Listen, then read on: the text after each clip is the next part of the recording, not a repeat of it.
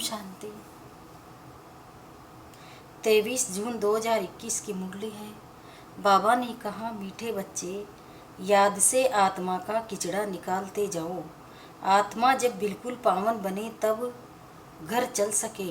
प्रश्न है, इस अंतिम जन्म में बाप के किस डायरेक्शन को पालन करने में ही बच्चों का कल्याण है? उत्तर, बाबा कहते, मीठे बच्चे, इस अंतिम जन्म में बाप से पूरा वर्षा ले लो। बुद्धि को बाहर में भटकाओ मत, विष को छोड़ अमृत पियो।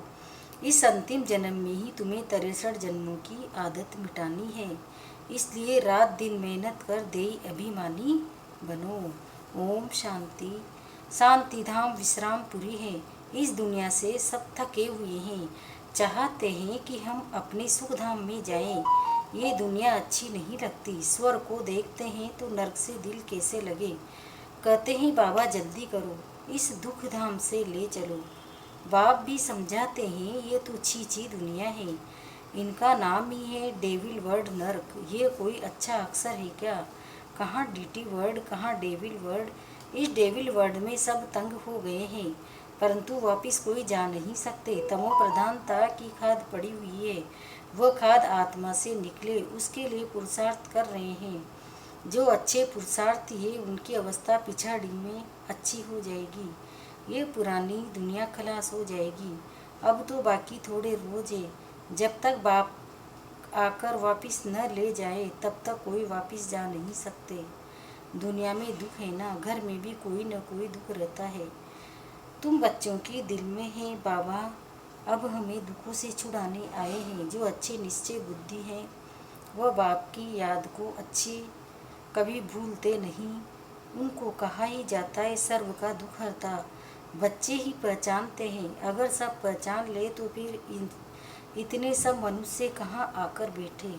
ये हो न सके। इसलिए ड्रामा में युक्ति भी ऐसी रची हुई है। जो श्रीमत पर चलते वही ऊंच पद पा सकते हैं। वो तो ठीक है, सजाएं खाकर भी शांति धाम अथवा पावन दुनिया में जाएंगे, परंतु ऊंच पद पाने के लिए तो पुरुषार्थ करना पड़ेगा। दूसरे पावन बनने बिगड़ पावन दुनिया में कोई जा न सके। ये जो कहते हैं कि फलाना ज्योति ज्योत समाया वापिस गया, ये हो नहीं सकता। जो पहले पहले सृष्टि पर आए हैं लक्ष्मी नारायण, वो भी वापिस जा नहीं सकते, तो और कोई कैसे जा सकते हैं? इनके भी अब 84 जन्म पूरे हुए, अब जाने के लिए तपस्या कर रहे हैं। सब पुकारते ही हैं एक बाप को, ओ गॉड फादर, ओ लिबरेटर, वो गॉड फादर, हे दुख हरता सुख करता। कृष्ण आदि और किसी को थोड़े ही पुकारते हैं। क्रिश्चियन हो मुसलमान हो, सब वो गॉड फादर कह बुलाते हैं। आत्मा बुलाती है अपने फादर को।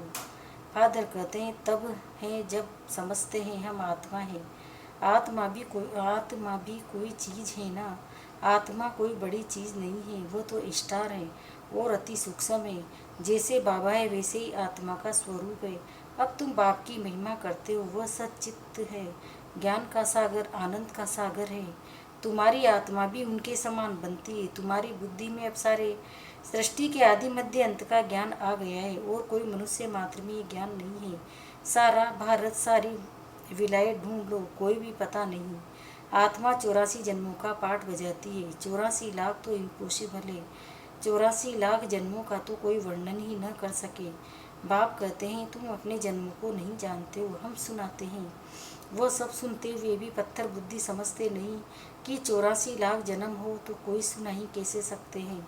अभी तुम जानते हो हम ब्राह्मण हैं, हमने 84 जन्म लिए हैं। ब्रह्मा ने भी 84 जन्म लिए, विष्णु ने भी 84 जन्म लिए हैं। ब्रह्मा सो विष्णु, विष्णु सो ब्रह्मा, लक्ष्मी नारायणी 84 जन्म ले फिर ब्रह्मा सरस्वती बनते हैं। ये भी समझने की बात है ना। बाप कहते हैं हर 5000 वर्ष बाद आकर समझाता हूँ। 5000 वर्ष का चक्र है। अभी तुमने वर्णों का राज भी समझा है, हम सो का अर्थ भी समझा है। हम आत्मा सो देवता बनते हैं, फिर हम सो क्षत्रिय, हम सो वैसे शूद्र बनते हैं। इतने इतने जन्म लेते हैं, फिर हम सो ब्राह्मण बनते हैं। ब्राह्मणों का ये एक जन्म है।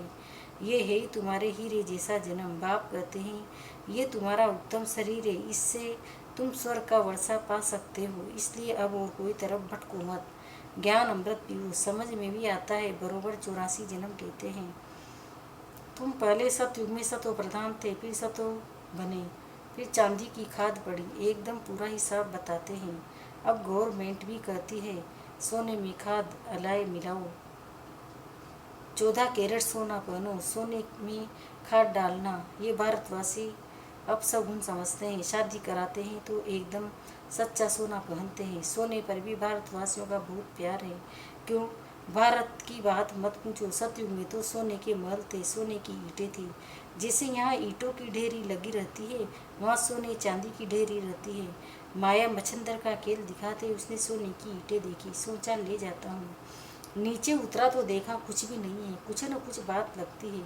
बच्चियां समझती हैं अभी हम फिर से स्वर्ग में जाते हैं। फिर अगर पति आदि तंग करते हैं तो बेचारी अंदर में रोती है, कब हम सुखधाम में जाएंगे। बाबा अब जल्दी करो। बाप कहते हैं बच्ची जल्दी कैसे करूं, पहले तुम योग बल से अपना किचड़ा तो निकालो, योग की यात्रा पर रहो। बाप धीरज देते हैं, पुकारते भी हो, हे पतित पावन आओ, गाते भी है सर्व का सदगति दाता एक। यहाँ की ही बात है, अकासुर बकासुर ये सब बातें इस संगम समय की है। ये है आसुरी दुनिया। तो बाप समझाते हैं मैं कल्प कल संगम पर आता हूँ, जब सारा झाड़ जड़ जड़ीभूत अवस्था को पाता है। तुम जानते हो सत्युग में हर चीज सत्व प्रधान होती है। यहाँ इतने पंछी जानवर आदि हैं, ये सब इतने वहाँ नहीं होंगे। बड़े आदमियों के पास अच्छी सफाई रहती है, उन्हों के रहने का स्थान फर्नीचर आदि बहुत अच्छा होता है। तुम भी इतने ऊंच देवताएं बनते हो, वहाँ ऐसी कोई छी चीज़ रह न सके। यहाँ तो मच्छर आदि अनेक प्रकार की बीमारियाँ कितनी गंदी रहती है। गाँवों में इतना गंद नहीं रहता, बड़े बड़े शहरों में बहुत गंदगी रहती है, क्योंकि बहुत मनुष्य हो गए हैं, रहने की जगह नहीं है। तुम सारे विश्व के मालिक बनते हो। मनुष्य गाते हैं घट में ही ब्रह्मा, घट में ही विष्णु, घट ही में 9 लाख तारे। ब्रह्मा सो विष्णु बन जाते, विष्णु के साथ सितारे भी हैं। सत्युग में ये देवता बनते हैं तो इतने थोड़े ही होते हैं। झाड़ पहले छोटा होता है, फिर वृद्धि को पाता है। सत्युग में तो थोड़े होते होंगे, मीठी नदियों के ऊपर रहते होंगे। यहाँ नदियों से भूत के केनाल से निकालते हैं, वहाँ केनाल शादी थोड़े ही होती है। मुट्ठी जितने तो मनुष्य होते हैं, इतने के लिए गंगा जमुना तो है ही। उन नदियों के लिए आसपास रहते हैं। 5 पृथ्वी देवताओं के गुलाम बन जाते हैं। कभी भी बेकायदे बरसात नहीं पड़ती, कभी नदी उछल नहीं खाती। नाम ही स्वर्ग, तो फिर क्या। अब कहते हैं स्वर्ग की आयु इतने लाख वर्ष है। अच्छा भला वहाँ कौन राज्य करते थे ये तो बताओ, इतने गपोड़े लगाते रहते हैं। तुम जानते हो हम कल पहले मुआफी के पाठ बजा रहे हैं। रुद्र ज्ञान यज्ञ में अनेक प्रकार के असुरों के विघ्न पड़ेंगे। फिर मनुष्य समझते हैं असुर लोग ऊपर से गंध गोबर आदि डालते थे, परंतु नहीं। तुम देखते हो कितने विघ्न पड़ते हैं, अबलाओं पर अत्याचार होते हैं, तब तो पाप का घड़ा भरेगा। बाप कहते हैं थोड़ा सहन करना पड़ेगा। तुम अपने बाप और वर्षे को याद करते रहो, मार खाने समय भी बुद्धि में याद करो। शिव बाबा तुमको तो बुद्धि में ज्ञान है। किसी को फांसी पर चढ़ाते हैं तो पादरी लोग कहते हैं गॉड फादर को याद करो, ऐसे नहीं कहेंगे क्राइस्ट को याद करो। इशारा गॉड के लिए करते हैं। यह इतना लोभली है, सब उनको पुकारते हैं, आत्मा ही पुकारती है। देह अभिमानी बनने में ही मेहनत है।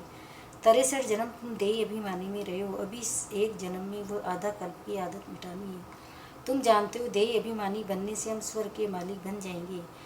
कितनी ऊंच प्राप्ति है, तो रात दिन इसी कोशिश में रहना पड़े। मनुष्य धंधे आदि के लिए भी मेहनत करते हैं। आमदनी में मनुष्य को कभी गुटका या उबासी नहीं आएगी, क्योंकि आमदनी है, पैसे की खुशी रहती है, थकने की बात ही नहीं रहती। बाबा भी अनुभवी है ना। रात को स्टीमर्स आते थे तो आकर माल खरीद करते थे। अब जब तक ग्राहक की जेब खाली न करे तब तक उनको छोड़े नहीं। बाबा ने रथ भी पूरा अनुभव लिया है, इतने सब अनुभव किया। गाँवड़े का छोरा भी था, 10 आने मन अनाज बेचता था। अभी तो देखो विश्व का मालिक बनते हैं। एकदम गाँवड़े का था, फिर चढ़ गया तो एकदम जवाहरात के धंधे में लग गया। बस जवाहरात की बात है, यह फिर है सच्चे जवाहरात। ये होता है रॉयल व्यापार। बाबा बहुत अनुभवी है। बाबा वाइसराय आदि के घर में ऐसे जाते थे जैसे अपना घर। इनको फिर कहा जाता है अविनाशी ज्ञान रतन। जितना ये बुद्धि में धारण करेंगे इससे तुम पदमपति बनेंगे। शिव बाबा को कहा जाता है सौदागर रत्नागर। उनकी महिमा भी गाते हैं, फिर कहे देते सर्वव्यापी। महिमा के साथ फिर इतनी ग्लानि, कैसे हालत हो गई है। भक्ति मार्ग की। बाप कहते हैं जब भक्ति पूरी होती तब भक्तों का रक्षक बाप आते हैं। बाप भक्ति कौन करते हैं ये भी सिद्ध हो जाता है। सबसे जास्ती भक्ति तुम करते हो वही यहाँ आकर पहले पहले ब्राह्मण बनते हैं और बाप से वर्षा लेते हैं। फिर से पूज्य बनने का रावण ने पुजारी बनाया, बाप पूज्य बनाते हैं। ये हैं भगवान वाचे। भगवान एक है, दो तीन भगवान होते नहीं। गीता भगवान की गाई हुई है। शिव भगवान वाचे के बदले कृष्ण का नाम ठोक दिया है तो कितना फर्क हो गया है। ड्रामा अनुसार फिर भी गीता का नाम ऐसे बदलना ही है। फिर बुलाते ये पतित पावन आओ। बाप पावन बनाते हैं, रावण पतित बनाते हैं। तो समझने की कितनी बुद्धि चाहिए। श्री मत श्रेष्ठ श्रेष्ठ मत है ही एक बाप की। लक्ष्मी नारायण स्वर के मालिक बाप की मत से ही बने। अच्छा मीठे मीठे से खिलते बच्चों प्रति माता पिता बाप दादा का याद प्यार और गुड मॉर्निंग। रूहानी बाप की रूहानी बच्चों को नमस्ते। हम रूहानी बच्चों की भी रूहानी माता पिता बाप दादा को याद प्यार गुड मॉर्निंग। नमस्ते नमस्ते नमस्ते। शुक्रिया बाबा, शुक्रिया आपका पद्मा पदम, शुक्रिया। धारणा के लिए मुख्य सार पहला है, इस एक जन्म में 63 जन्मों के पुराने देह अभिमान की आदत मिटाने की मेहनत करनी है। देह अभिमानी बन स्वर्ग का मालिक बनना है। दूसरा, इसी रेतुल्य उत्तम जन्म में इस बुद्धि को भटकाना नहीं है, सतो प्रधान बनना है। अत्याचारों को सहन कर बाप से पूरा वर्षा लेना है। वरदान, सोचना बोलना और करना तीनों को समान बनाने वाले सर्वोत्तम पुरुषार्थी भव। सभी शिक्षाओं का सार है कि कोई भी कर्म से देखने उठने बैठने चलने सोने से फरिश्तापन दिखाई दे। हर कर्म में अलौकिकता हो, कोई भी लौकिकता कर्म व संस्कारों में न हो। सोचना करना बोलना सब समान हो। ऐसे नहीं कि सोचते तो थे ही कि ये न करे लेकिन कर लिया। जब तीनों ही एक समान हो और बाप समान हो तब कहेंगे श्रेष्ठ व सर्वोत्तम पुरुषार्थी। स्लोगन है, जिम्मेवारी उठाना अर्थात एक्स्ट्रा दुआओं का अधिकारी बनना। ओम शांति।